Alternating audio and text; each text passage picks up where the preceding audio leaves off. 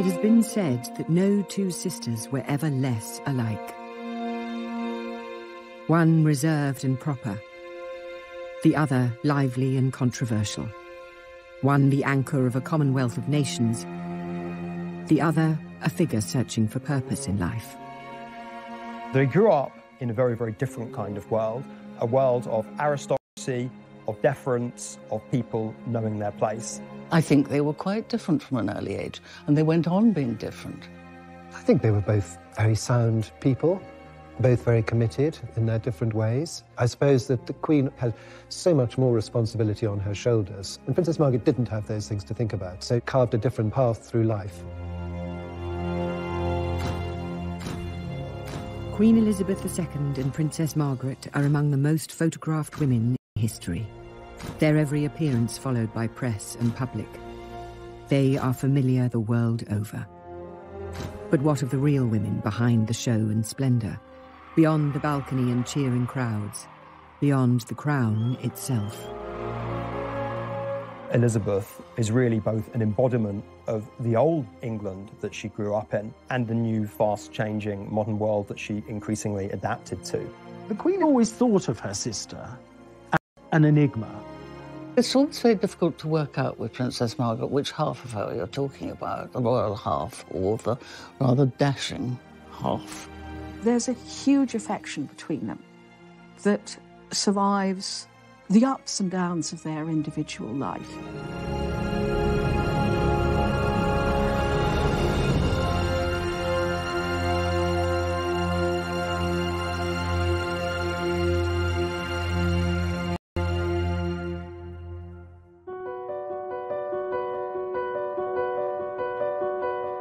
The contrast between the sisters was there from the beginning.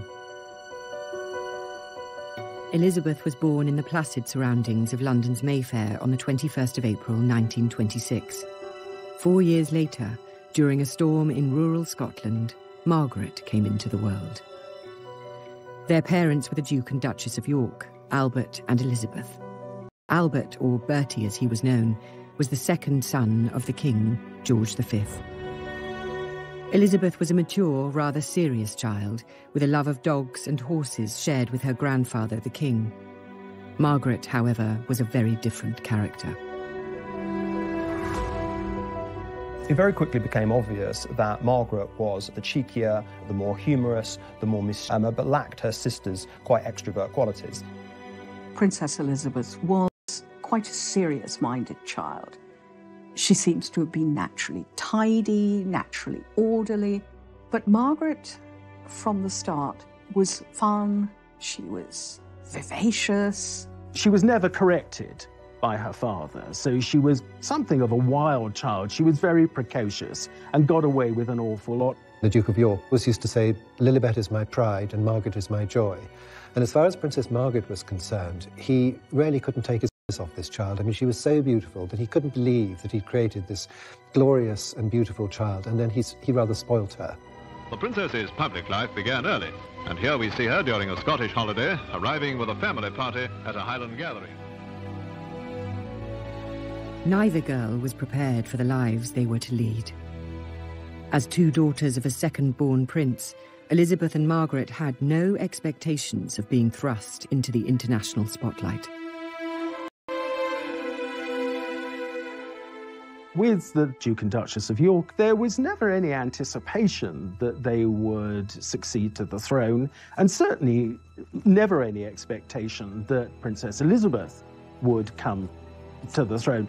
It was, of course, always possible that George and Elizabeth would have further children, and a male heir would, of course, then leapfrog Elizabeth in line for the throne. So it was always a fairly remote possibility that she would become queen at her birth. The Duke and Duchess of York, us four, as the Duke called them, rather anticipated a cosy family life in the way that they were already enjoying. And they were a very natural family and a very loving family.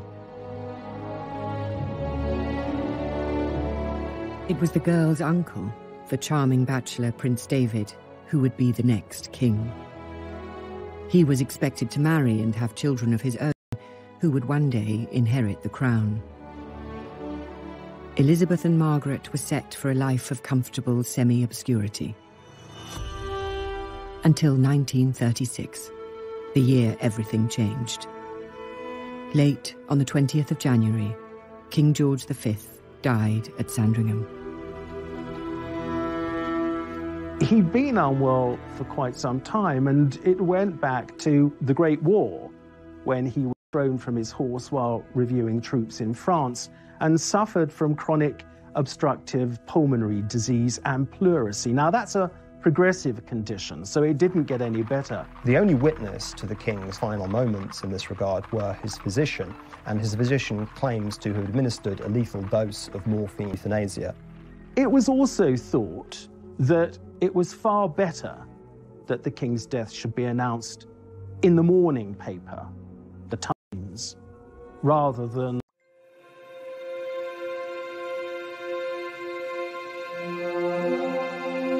It has been said that no two sisters were ever less alike. One reserved and proper, the other lively and controversial. One the anchor of a commonwealth of nations, the other a figure searching for purpose in life.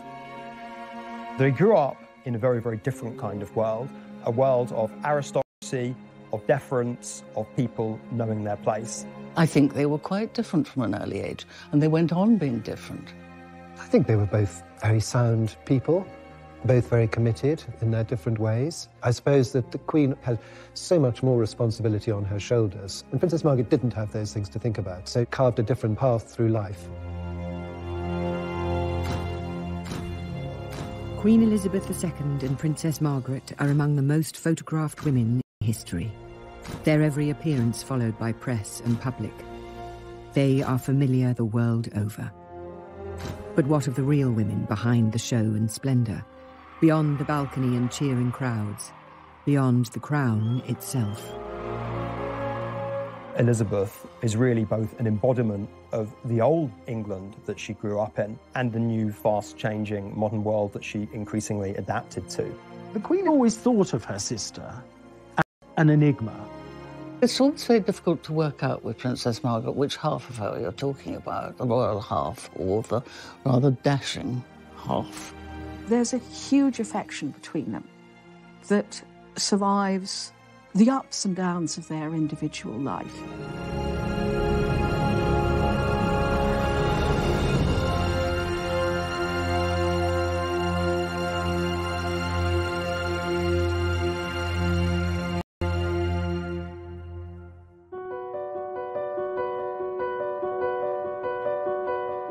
The contrast between the sisters was there from the beginning. Elizabeth was born in the placid surroundings of London's Mayfair on the 21st of April 1926. 4 years later, during a storm in rural Scotland, Margaret came into the world. Their parents were the Duke and Duchess of York, Albert and Elizabeth. Albert, or Bertie as he was known, was the second son of the King, George V. Elizabeth was a mature, rather serious child, with a love of dogs and horses shared with her grandfather, the King. Margaret, however, was a very different character. It very quickly became obvious that Margaret was the cheekier, the more humorous, the more mischievous, but lacked her sister's quite extrovert qualities. Princess Elizabeth was quite a serious-minded child. She seems to have been naturally tidy, naturally orderly. But Margaret, from the start, was fun. She was vivacious. She was never corrected by her father, so she was something of a wild child. She was very precocious and got away with an awful lot. The Duke of York was used to say, "Lilibet is my pride and Margaret is my joy."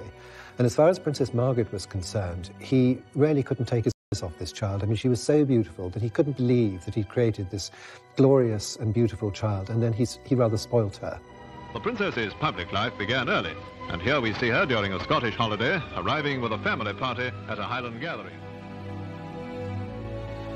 Neither girl was prepared for the lives they were to lead. As two daughters of a second-born prince, Elizabeth and Margaret had no expectations of being thrust into the international spotlight.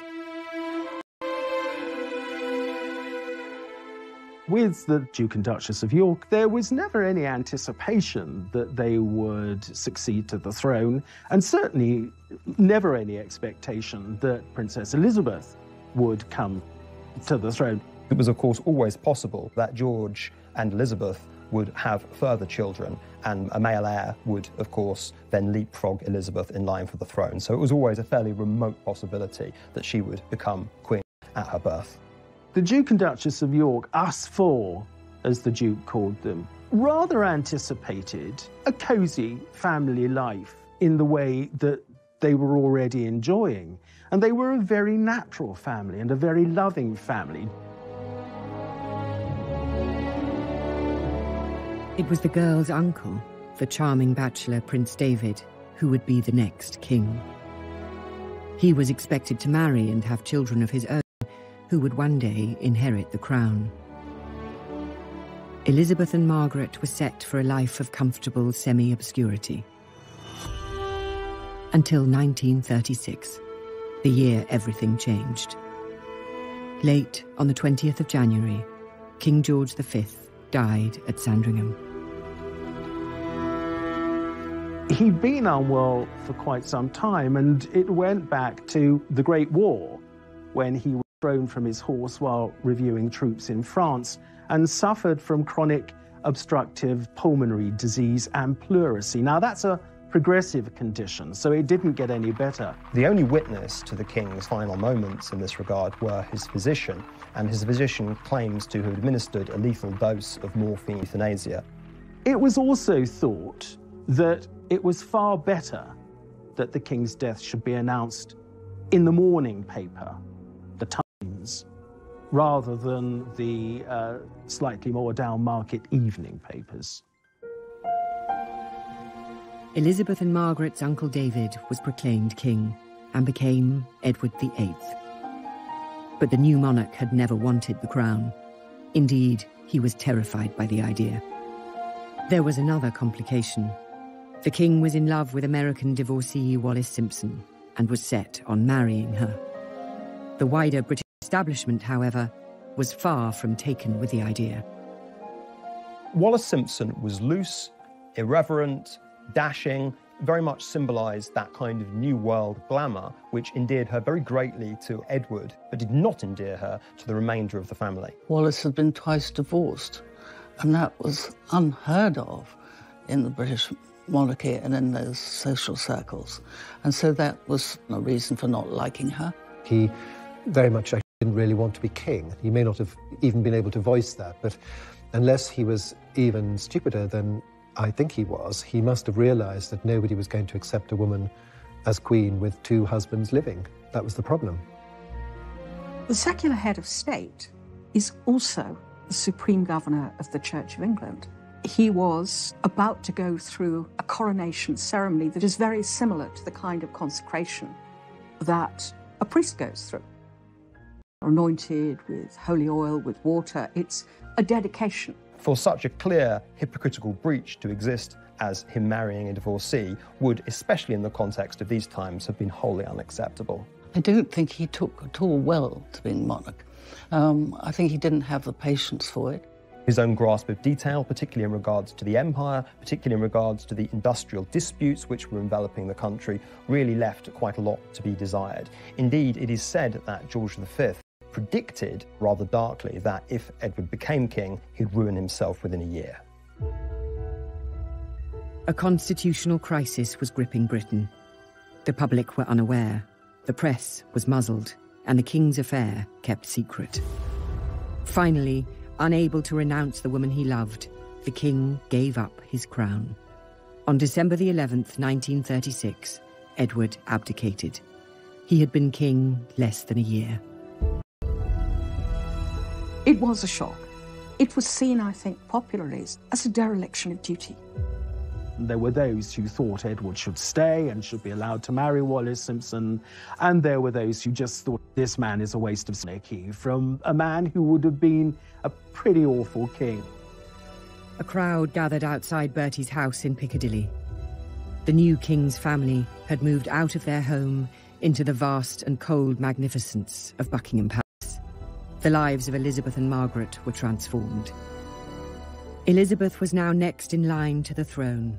The training for her future role began at once.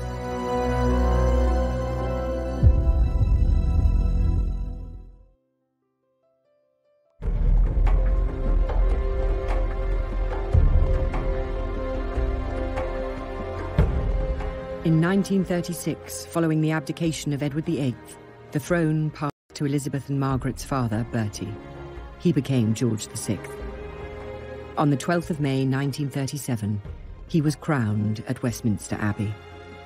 George was wholly unprepared for being king. He himself said that it was like a lamb being led to the slaughter. There was an established convention of not using first Christian name, but using middle names to rule under, and he chose George simply because within the Hanoverian tradition there had already been 5 Georges, and of course the previous monarch was called George II, and he wanted very much to embody stability after the chaos and confusion of the abdication crisis.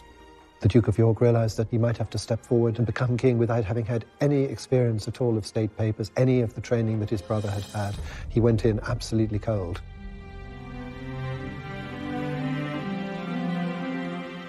King George would ensure that his elder daughter Elizabeth would be more prepared for the role of monarch. From 1938, she received private tuition from Sir Henry Martin, the Vice Provost of Eton College. Her father explained the nature of the official dispatch boxes that were the monarch's everyday duty. Margaret was excluded. The sisters' once identical upbringing was diverging. That expectation of being well educated does not extend to Margaret, who continues to be educated as a well-mannered, accomplished girl who was expected to go on and marry. So singing, piano lessons, French conversation become important, but not constitutional history, not the hard lessons of theology. They were still loving sisters with the same bond that they always shared. This was a very definitive event which exacerbated early tendencies that the girls may have already had, Elizabeth to duty and Margaret to institutional decision-making. Beyond the girls' classrooms, the world was in crisis. The aggression of Nazi Germany had sparked a new conflict in Europe. It was suggested that Elizabeth and Margaret be evacuated for their own safety. They weren't moved overseas simply because it was thought very important to send the right kind of message, to send the message that the royal family was not running from the threat of Nazi Germany, and everyone would very much remain in post. The king needed the Queen to be with him. She wasn't going to leave, and the daughters weren't going to leave. They were all basically going to stay together. And it was actually a very powerful message. The images that were coming out of Germany were all sort of nasty pictures of people stomping around in black uniforms and raising their arms and shouting. What did you get from England? You got Queen Elizabeth in a pony cart with the 2 princesses bicycling behind her. I mean, which would you prefer? Because of events and invasions going on in Europe, the Queen said that it would be a good idea to take the princesses to the greater security of Windsor Castle for the rest of the week. And as Princess Margaret said, we were supposed to go for 5 days, and we stayed for 5 years. The castle seemed forbidding at first. Its fineries had been put into storage. The blackout shrouded it in darkness. But though tremors caused by explosions in London could be felt in the castle, the girls were safe. As the war progressed and the sisters grew, Elizabeth took on more and more public responsibilities. After she turned 18 in 1944, she joined the Auxiliary Territorial Service as a mechanic and driver. Princess in overalls. Elizabeth is in the ATS, or British, and at the King's request, is being treated just like any other trainee. Now, visited by her parents and sister Margaret Rose at a training station in southern England, she shows them she knows a fan belt from a spark plug all right and isn't afraid to get her hands dirty. The Women's Auxiliary Army Corps and the ATS were much more for ordinary girls. And so I think it was intended send a message that the royal family was not so different. They were not elitist in an unpleasant way. Elizabeth learned how to drive an ambulance, learned how to be a mechanic, indeed even learned how to fire a revolver. These were, of course, propagandistic tokens, but nonetheless, a pretty young princess chipping in with the war effort was definitely designed to boost national morale. I think it was very, very much appreciated by the public and by her. She loved it. She loved just up her street. While the war brought her closer to the public gaze, it also brought her love.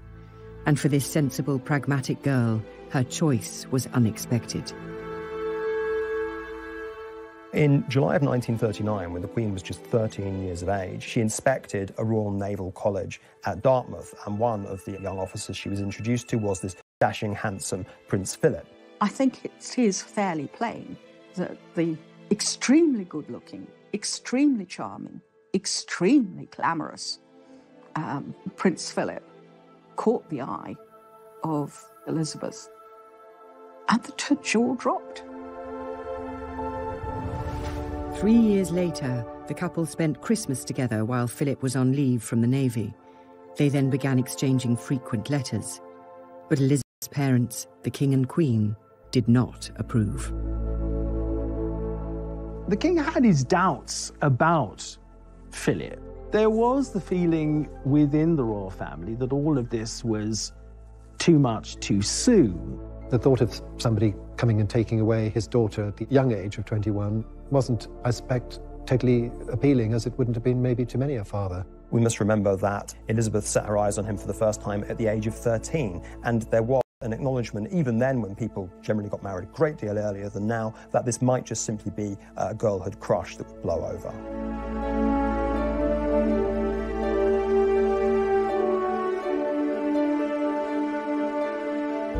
The King and Queen's resistance had been defeated. On the 20th of November 1947, Elizabeth and Philip were married at Westminster Abbey. Margaret was among the bridesmaids. Elizabeth and Philip take their places on history's pages. To the stirring strains of Mendelssohn, they march as man and wife toward the west door amidst nearly 3,000 invited spectators.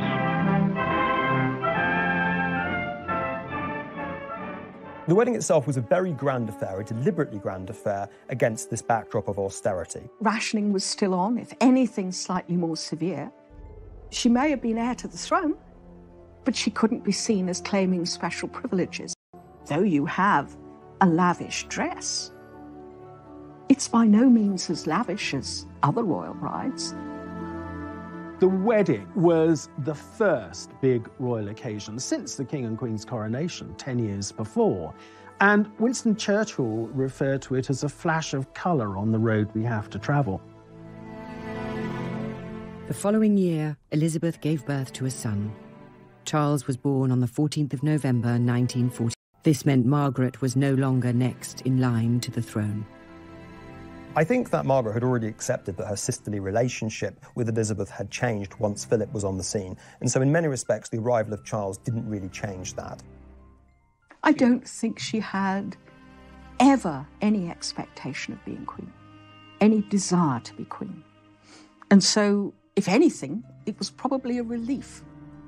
I'm sure that the first reaction that Princess Margaret had was, great joy. But I know that in later life there was a certain sort of feeling of being a younger sister, and other members of the royal family are always just told what to do. You will appear at 10 o'clock, or indeed at 10:03, your car will arrive, and you will do this, you will do that, and you will wear the following. So there was always a little bit of the younger sister feeling about the whole thing. In the post-war years, their father, the King's health declined. Both sisters took on more of his public duties. In September 1951, George VI had his left lung removed after a malignant tumour was discovered. The King was not told he had cancer, and the disease was not beaten. On the morning of February the 6th, 1952, the King died. He was just 56. Elizabeth was in Kenya when her father died, on an early rest stop in a planned tour to Australia. Elizabeth was always thought of by the King as being his protégée. Margaret was always thought as being his pet, his light relief. And so when he passed away, both girls felt sad. Elizabeth felt sadness, then was overwhelmed by duty. For Princess Margaret, it was absolutely awful. She had lost a father that absolutely adored her, and she had no role whatsoever.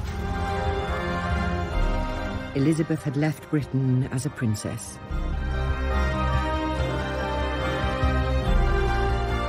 She returned as its queen. But what did the future hold for Margaret?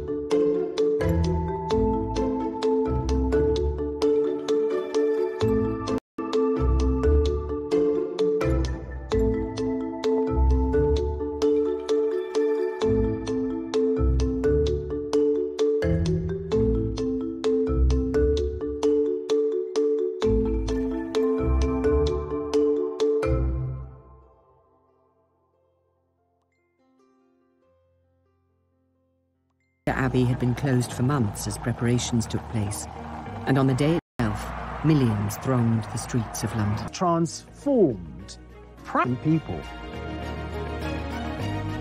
The coronation was to be an end to austerity.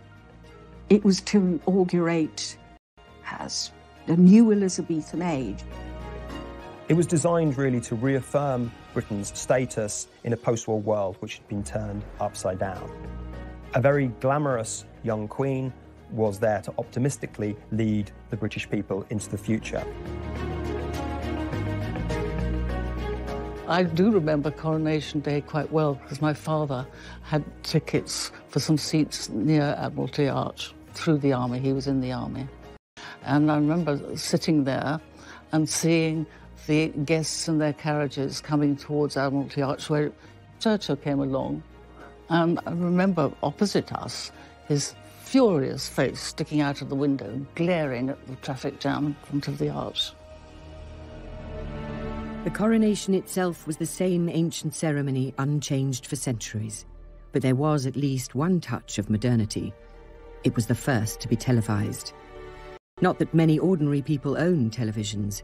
Britain was still mired in post-war austerity. Some goods were still rationed 8 years after the defeat of Germany, and on the international stage, Britain was declining as an imperial and military power. Nevertheless, the nation celebrated. Yet behind the pomp and glamour of that day lay family grief, disputes and scandals just waiting to explode. In the middle of preparations for the coronation, Margaret stunned Elizabeth by informing her that she wished to marry. Her desired husband was a man named Peter Townsend. He had been a wartime flying ace and had flown more than 500 missions and been shot down twice in the process. During the war, George VI decided that he would honour servicemen who distinguished themselves and would have them as a query for periods of 3 months. Recommended was the much decorated RAF fighter pilot, Group Captain Peter Townsend.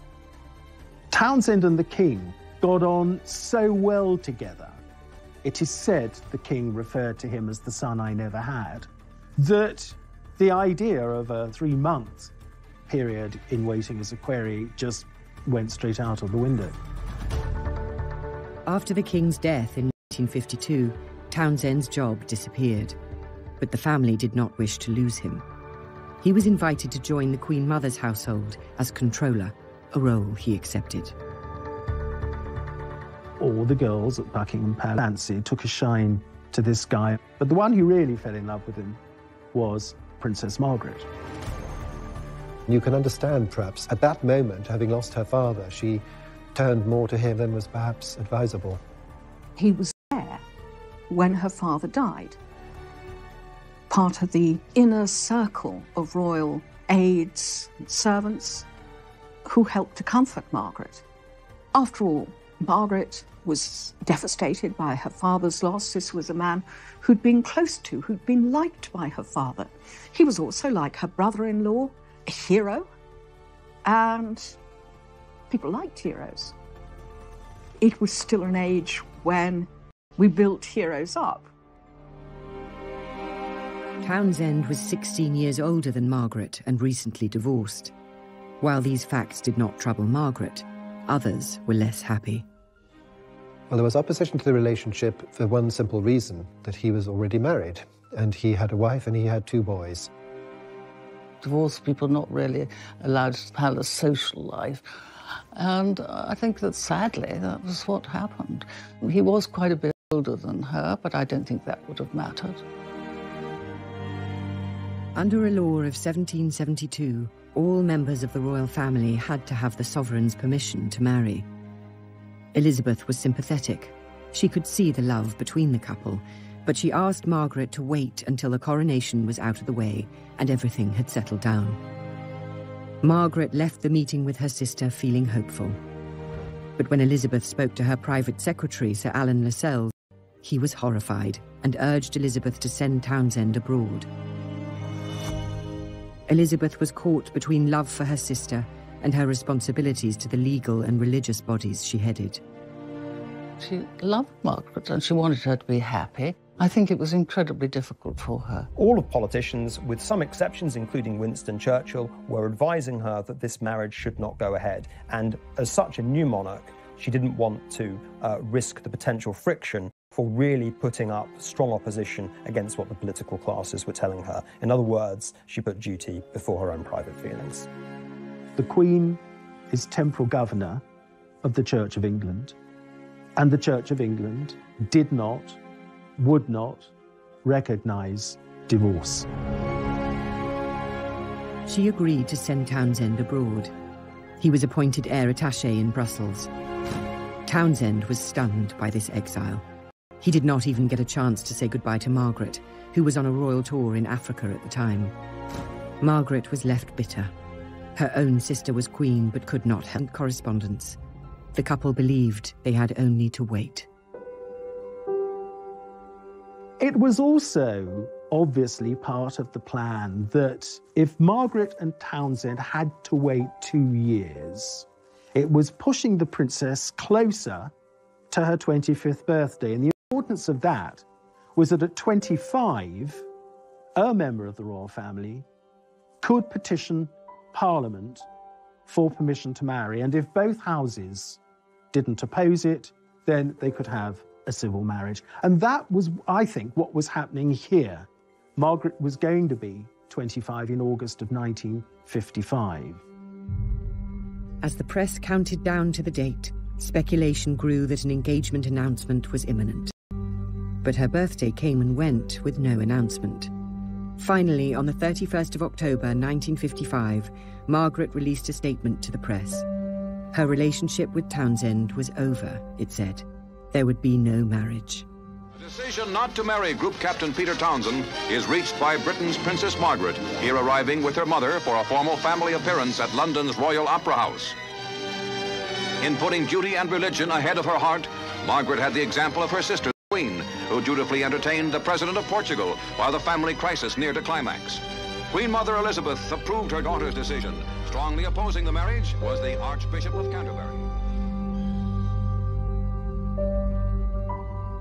The traditional interpretation has always been that the Prime Minister and ecclesiastical figures really threatened Margaret with the withdrawal of her royal allowances and her HRH if her marriage with Peter Townsend went ahead.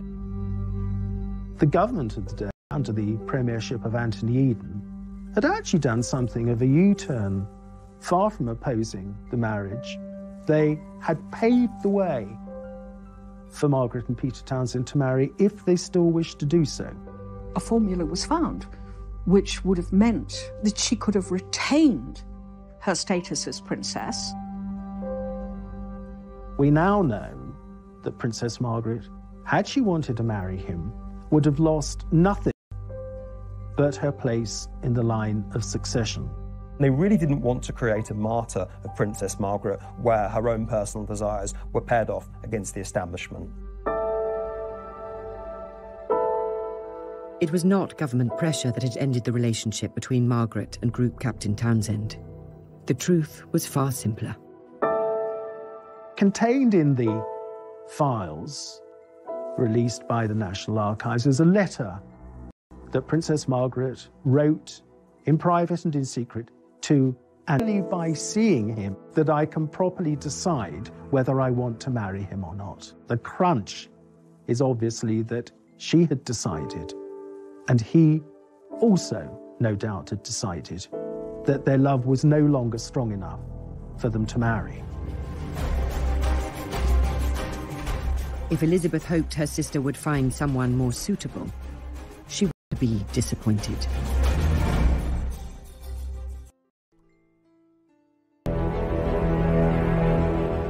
In the 1950s, Britain was struggling to adapt to a new era.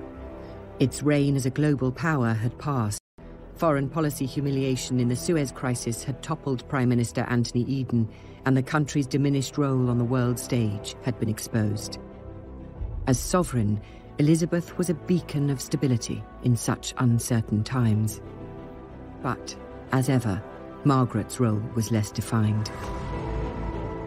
She was an important adjunct in the 50s and early 60s to her sister, where she took on royal associated duties that freed Elizabeth up to do other things. Margaret became a very glamorous figure. She also started smoking in public, bringing out the characteristic elegant long cigarette holder, and was charged with doing things like opening hospitals, smashing bottles of champagne against ships in a very glamorous manner. Princess Margaret does have the reputation of having been a party girl, which of course she was. But we also have to accept that she was also a very hard-working member of the royal family. In 1957, Margaret became president of the new Royal Ballet, a reflection of her lifelong passion for theatre and the arts. Nevertheless, she was nearing 30 and still unmarried. In 1959, Peter Townsend wed a young Belgian woman with a striking resemblance to Margaret. Just months later, the princess surprised many by announcing an engagement of her own. Anthony Armstrong-Jones was not the usual royal match. He was from a wealthy background, Eton then Cambridge, but he had no fine title or lands. He was a photographer. Margaret was really enjoying the fruits of some of the major social changes starting to appear in this company. Lady Elizabeth Cavendish gave a dinner party in February 1958, which Tony Armstrong-Jones was one of the guests. And Princess Margaret had never met him before. I think the influence of Anthony Armstrong-Jones was really to introduce her to normality. She was smuggled on the back of a motorcycle, disguised in a headscarf and dark glasses, to Armstrong-Jones' rented flat in Rotherhithe Street. The princess said that it was the most romantic setting, and this was their bolt hole. It had a bay window overlooking the Thames. You looked to the right, and there were the docks, and you looked to the left, and there was a bend in the river, and you saw Tower Bridge and St Paul's Cathedral beyond it, and at high tide, she said, swans would look in. Their relationship was kept secret, so the country was stunned in February 1960 when Princess Margaret's engagement to the photographer was announced. Their wedding was in Westminster Abbey on the 6th of May 1960. It was the first royal wedding to be broadcast on television. Millions tuned in around the world. I think as a sister, Elizabeth was very happy that Margaret had been able to find a man she loved. I think as Queen, even though Armstrong-Jones was not ideal, was not a society man at all, he was, given Margaret's status as a rebel, really about the best that they could hope for. Princess Margaret at that time was hugely popular. Everything she did made news. Everything she wore made news. So when she married, this was an occasion of great celebration. Everybody was frightfully pleased with the sort of glamour of the wedding. And Princess Margaret looked wonderful, and he was a talented photographer, and it all seemed very modern and just how it should be. The whole thing really was a very, very beautiful occasion. I mean, I can remember being a young schoolboy, totally enthralled watching this on the television. Despite the excitement of that day and the 2 children born in the years that followed, the marriage soon became troubled. Mutual infidelity, drugs, and alcohol strained the relationship to breaking point. I think that 2 worlds very much collided. Armstrong-Jones's bohemian, free lifestyle, and Margaret's unwillingness to dispense with, shall we say, all of the accoutrements of wealth and prestige and fundamentally royalty. It was a very curious relationship, and although she was a princess and he wasn't a royal, I think that he had the upper hand. And as things got worse, he was better at being nasty than she was. Within 3 years of them having married, the emerging tabloids and the red tops were becoming much, much more hungry for scandal and also, crucially, much more prepared to print scandal. Margaret was always the sort of go-to person for royal scandal. He had much loyaler friends, it seems, than she did, because he always seemed to come out of it, as far as the public was concerned, rather well, whereas she didn't. Press deference to royalty was a thing of the past. Newspapers covered the breakdown of Margaret's marriage in gleeful detail. It was far from the only change in Britain during Elizabeth's reign. By the time of her Silver Jubilee in 1977, old-class divisions and social taboos were fading. The British Empire had transformed into a commonwealth of independent nations. The crown, Elizabeth, was the thread tying them together. As she guided the monarchy and nation through crisis and triumph, her sister Margaret was left without a role. She may have been an icon of the 1950s and 60s, but as the decades passed, her star waned. Like her father, Margaret was a heavy smoker for much of her life. Like him, she would suffer the consequences. From the late 1980s, her health began to decline. After several severe strokes, she died on the 9th of February 2002. She was 71. For the relationship between Elizabeth and Margaret, there was this bond of love between them that had been there from the time Margaret was born to the day that Margaret died. At her funeral, the Queen perhaps showed the most public emotion we have ever seen on a public occasion, where her eyes, I suppose, really betrayed the sadness she was feeling. To have to come to terms with the death of your younger sister, who you could expect, certainly to live with you into old age, is very hard. When the princess died, that was quite a blow to the Queen, followed, as it was 7 weeks later, by the death of her mother. She is said to have said her biggest nightmare would be losing her mother and her sister.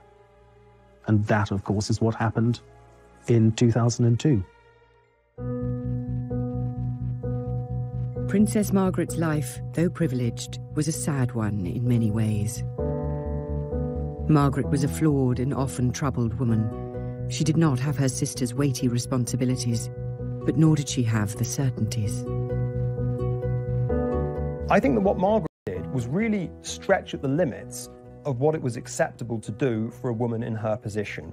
This, I think, created a precedent and also much more breathing space for future younger royals to enjoy, even in the celebrity-infested world. You task some aspects, well, who doesn't? I would actually say she was probably a pretty supportive member of the royal family. She did do her bit. On a day-to-day basis, her life was very full. She had very interesting friends. She went to the ballet, she went to the theatre, she read books, she was alert, interested in things, she loved music, and wasn't boring. She, too, helped to modernise the monarchy, to bring it into what, at that time, was the 20th century. For her sister, the Queen, however, her history is still being written. The monarchy has shown itself under the Queen's leadership to be flexible, adaptable, and something that can be seen as both a stable institution and something that can change and reflect new values. I think more than anything else, for Britain's own conception of itself as a post-war nation, she was definitive. She has been criticised, her family have been deeply criticised, and by just being herself and keeping going and being... ended up inhabiting when they were a lot older was one where the social class system had died and the mass celebrity and media age was dawning. In the case of Margaret, you could say that she was very much a product of that age that was unveiling. In the case of Elizabeth, she managed to be its architect.